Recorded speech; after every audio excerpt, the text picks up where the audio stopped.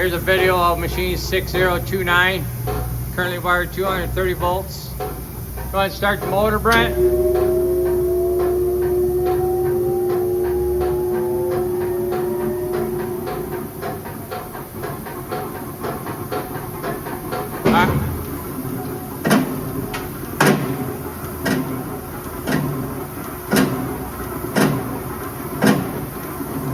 That clunking is just a cover right there.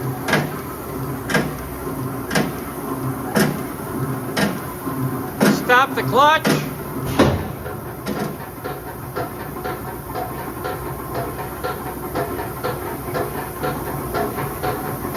Start the clutch.